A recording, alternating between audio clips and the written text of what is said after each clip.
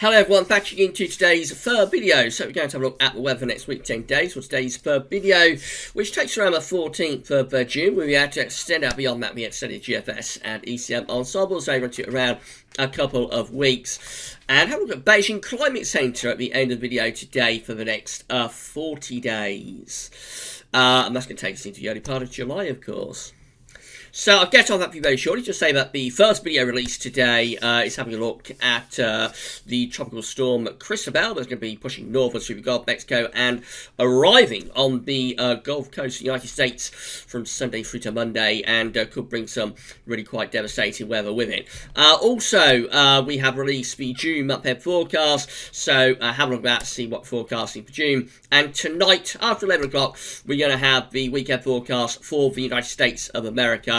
The US videos are YouTube only at the moment. We're not embedding them to gasweathers.com, so if you want to see them, you will need to subscribe to the channel, and you'll be notified when we are releasing those videos, and also the European outlook that we'll be doing every Friday morning.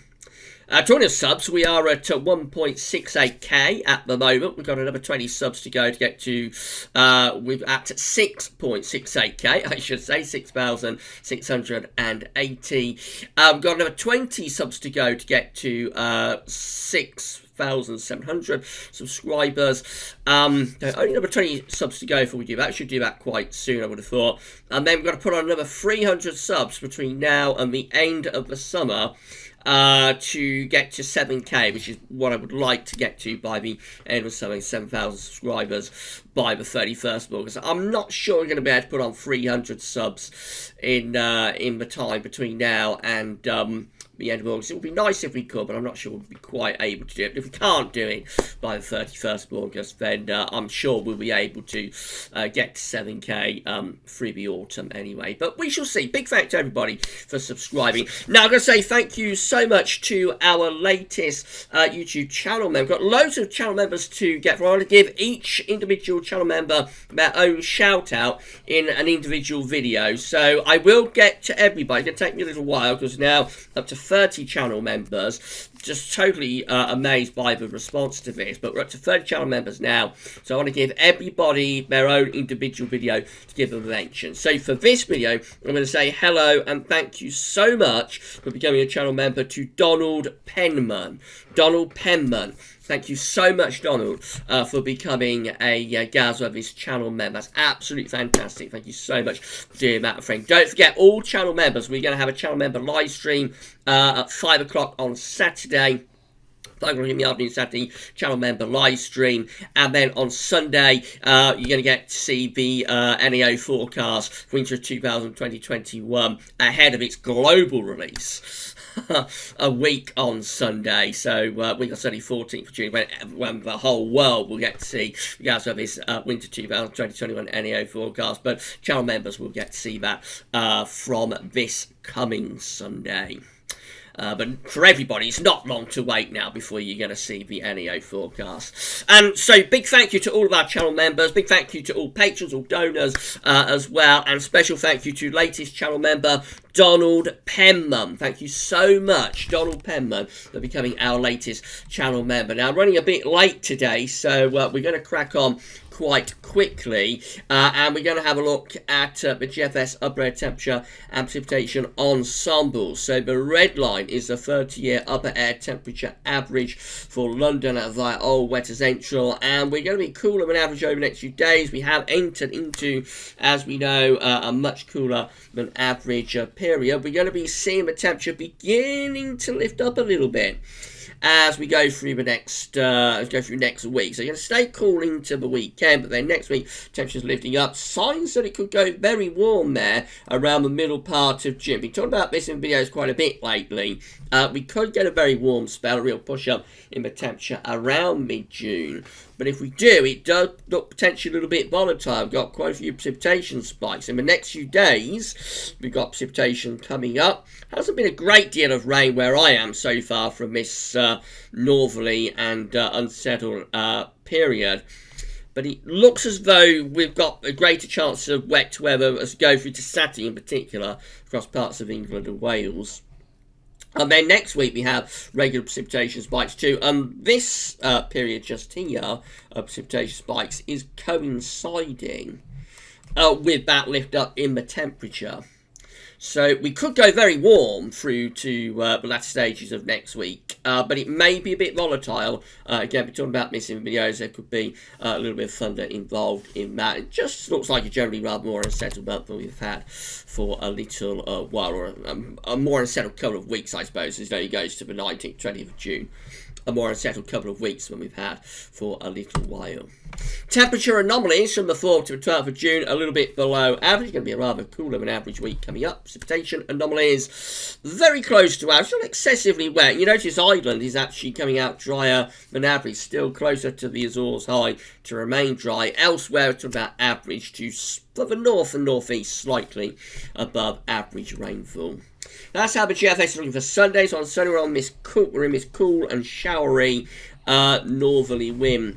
We go through into the early part of next week and we get this ridge building from the west going up to the northeast. So that starts to settle us down.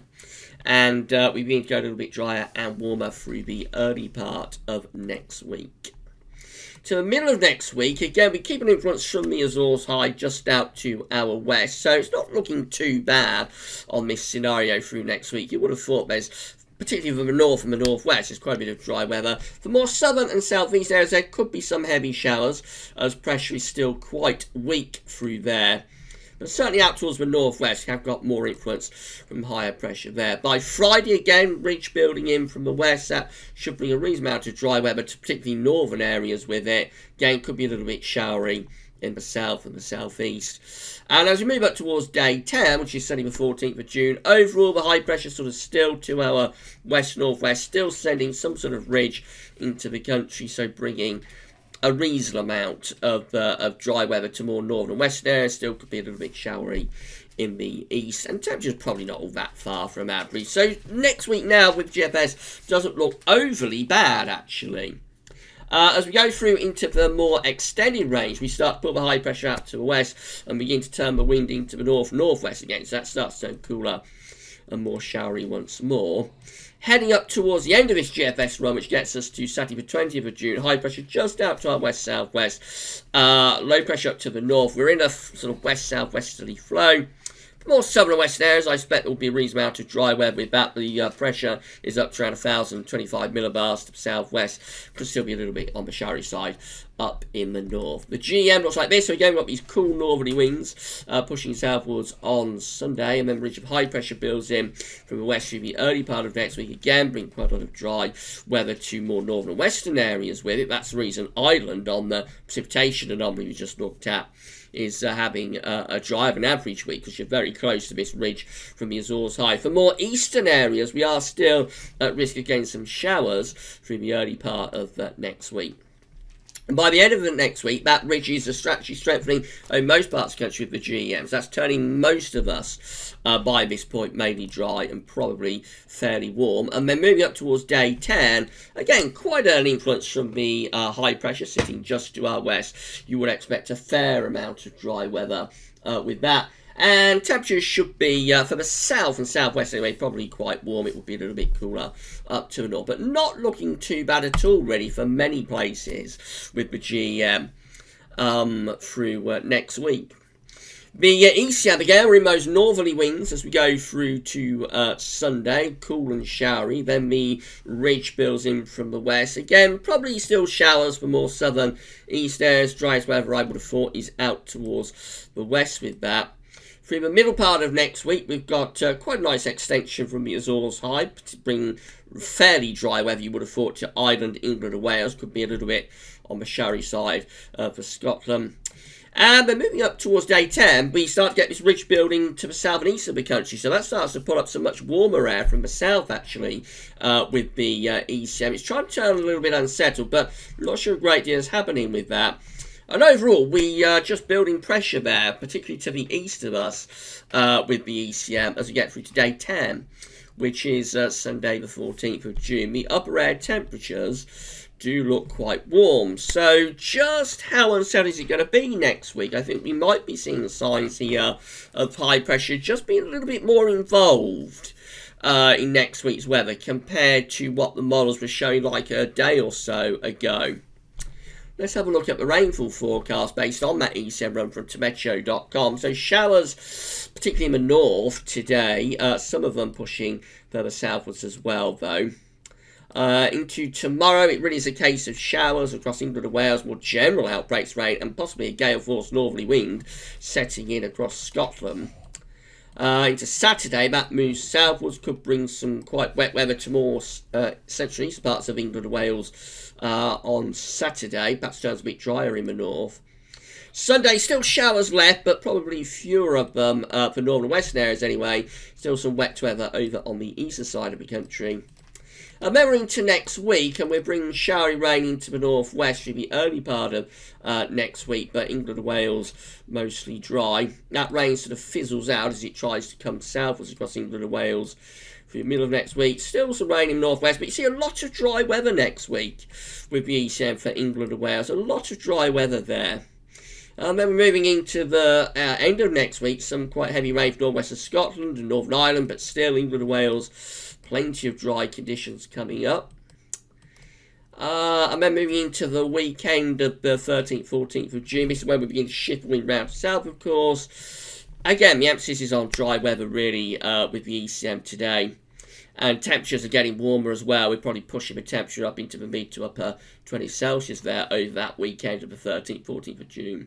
So have the models been overstating this unsettled spell? That's what I'm beginning to wonder now. Has the unsettled spell been overstated? Certainly the ECM, once this coming weekend is out of the way, and there will be rain around for many of us this weekend, but once that's out of the way, you know, the ECM is actually looking pretty dry away from the north and the northwest anyway. So have these models been overstating the unsettled spell?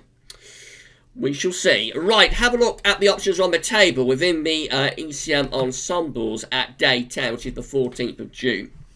We have 20 members of the ECM ensembles with high pressure to our north and also to our west. This comes from the Icelandic Met Office, of course, with low pressure to our south. And so this is threatening some heavy showers, thunderstorms into the south. Winds are in from the east, so it's pretty warm. And the northern area is mostly dry. 12 members of the ECM ensembles have this area of high pressure stronger to our northeast. That's a proper Scandinavian high, bringing in potentially very warm or possibly even quite hot easterly winds. 7 with high pressure further north. They've got sort of a northern blocking feature. And low pressure is to our southwest. That's a more unsettled option, of course. 6 have got the high pressure to the northeast by the time we get through to day 10, or sort of east-northeast. They're bringing in easterly winds or southeast wind. This includes the operational run as well, by the way. That's the one we've just been looking at. Mainly warm and dry at day 10. And 6 with the low pressure just out to our west. We're bringing in like a west-southwest wind. That's unsettled option 2. So there are a few options on the table, but I mean, if we put the 6 that we've got just there together with the 12 there, and probably the 20 just here, we are probably shifting towards higher pressure, beginning to get back in control of things by the middle of June within the ECM ensembles. And then in 2 weeks' time, these are the options that we've got. And if you want warm, dry weather, these don't look too bad at all. We have 21 members of the ECM ensembles with high pressure to our northeast. They're bringing in warm or very warm easterly winds. 21 members of the ECM ensembles are more unsettled. These ones just here. And then we've got 9 just here going for a big ridge from the Azores High up to the Scandinavian High, with low pressure out to the northwest, jet stream push northwards. That's probably the hottest and driest scenario. Although this scenario is going to be pretty warm as well. But the idea really is if we put the 21 that got there together with the 9 there, the ECM ensembles are favouring high pressure to be well and truly back in business by the 3rd week of June.